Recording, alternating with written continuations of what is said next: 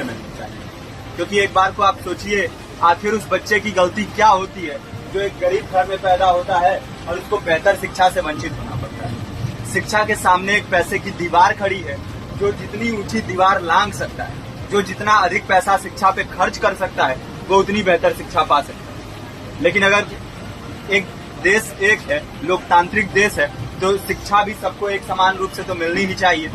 आज परिस्थिति ये है कि एक तरफ तो प्राइवेट स्कूल हैं जो लूट के अड्डे बने हुए हैं, वहां पे आप एडमिशन कराने जाएंगे तो सिर्फ एडमिशन के नाम पे ही आपको 10,000 20,000 रुपए देना होगा।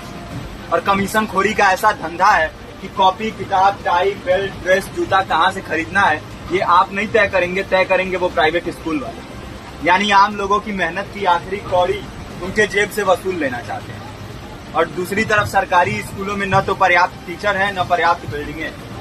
2019 का ही ये पुराना आंकड़ा है कि हर 100 में से 52 स्कूलों में या तो एक टीचर है या 2 टीचर हैं। और उन्हीं टीचरों के ऊपर जिम्मेदारी थोप दी जाती है कि जनगणना करो, मतगणना करो, पशुगणना करो, तमाम काम करवाए जाते हैं। और 19 के बाद से तब से कितने टीचर रिटायर हुए होंगे और 18 के बाद से कोई टीचर की वैकेंसी भी नहीं है।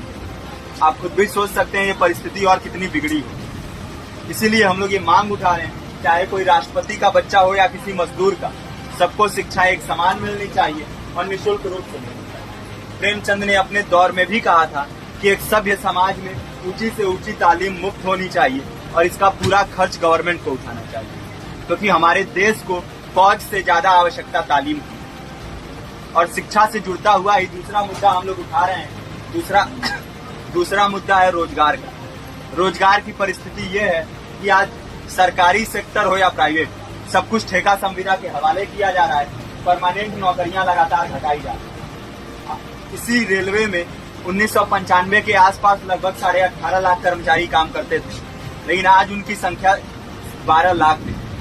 आप खुद भी सोच सकते हैं कितने बड़े पैमाने पे परमानेंट पदों को घटाया जा रहा है। और आज आलम ये है, एक तरफ लाखों पद खाली पड़े हैं, फिर भी कोई वैकेंसी नहीं निकलती। जो वैकेंसियां निकलती हैं उनमें भ्रष्टाचार होता है, पेपर लीक हो जाते हैं।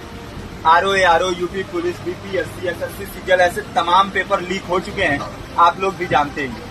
अभी नीट की धांधली में ये पता चला कि एक एक पेपर 30 लाख से 50-50 लाख रुपए में बेचा गया। हम और आप तो ये पैसा नहीं दे सकते। पूरी की पूरी कारस्तानी सरकार, प्रशासन, शिक्षा माफियाओं की होती है। और भुगतता कौन है?